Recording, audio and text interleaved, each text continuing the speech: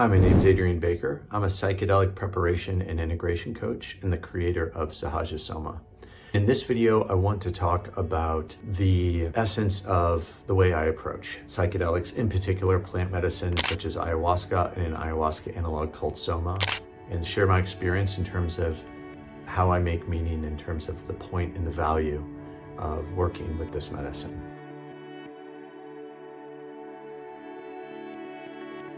What it boils down to is that it can really heal the disconnection that a lot of us face.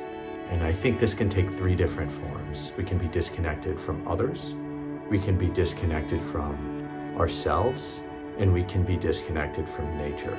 Cultivating connection to all three of those things, oneself and nature, is very foundational as a way to connect more deeply with others. But all three of these things are extremely important, and I think it's very common for many of us to be disconnected to varying levels, even with all three in the modern society. So I think in a lot of ways, working with plant medicine, especially if we're approaching it from a sense of path, which is really important, that we have some sort of sense of path, some sense of community, a clear set of teachings, a clear set of practices to orient us, to ground us, to help us prepare for the journey, to navigate it more skillfully, and then to integrate it. So we're able to keep making positive changes in our daily lives when we're not working with the medicine. And these medicines are just catalysts to help us make changes and to help give us insight into what's happening. We can think about on this first level of these medicines are about healing disconnection and facilitating greater connection.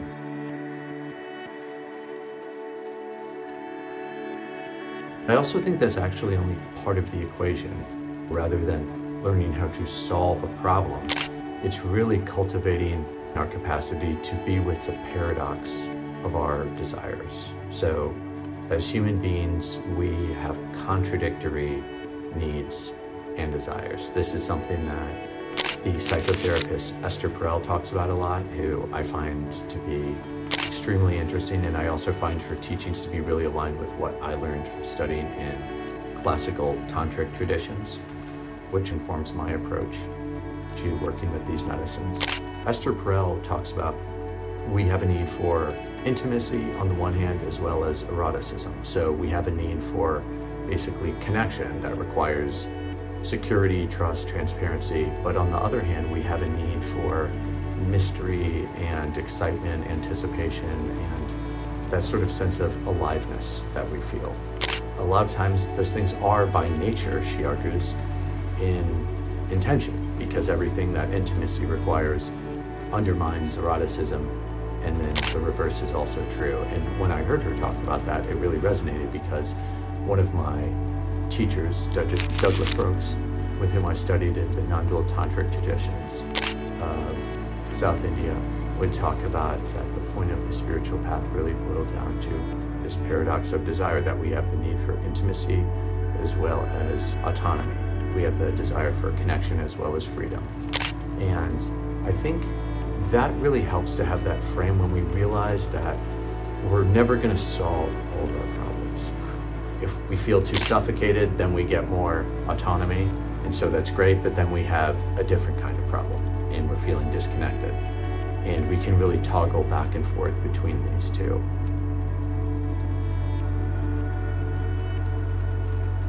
What I found very helpful in terms of working through plant medicine, especially when we have the correct, I don't want to say correct in an absolute sense of right, but whatever, some kind of training in terms of whatever resonates for you, whether psychotherapy or spiritual tradition. And personally, it's really great to do multiple paths that complement each other, including, for example, psychotherapy in a spiritual tradition.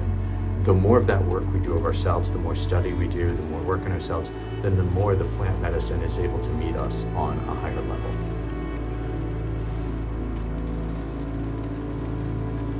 It helps to really connect the cognitive mind with the heart and the body, so that it's one thing to understand intellectually that we have these contradictory needs and desires. It's another thing to develop and cultivate a sense of insight into what these desires and needs are and how they're intention, and also cultivate a sense of presence so that we can really have some stability as well as clarity of mind to notice what's coming up in a given moment.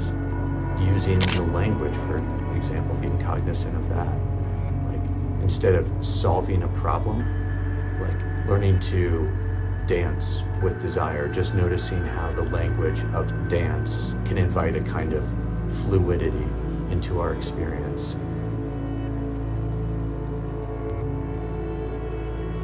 This is what it is about.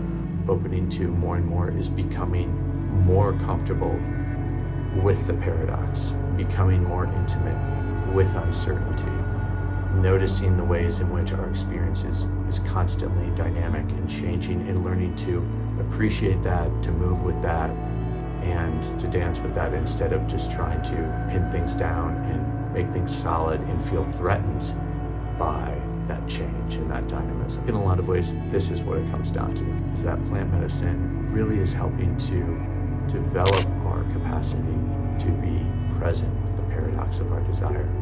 But I view plant medicine as a very powerful practice within a larger path. To me, that larger path comes from the non-dual tantric traditions of Shaiva Shakta Tantra and from Vajrayana Buddhism, which are distinct, but I think fundamentally complementary.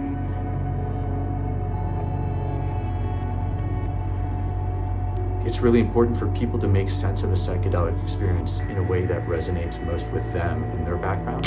So what I do when offering these maps is not in interest in converting anyone else to a particular path or worldview, but there's a particular set of teachings which can be very helpful for people regardless of their faith or viewpoint, including being atheist or agnostic.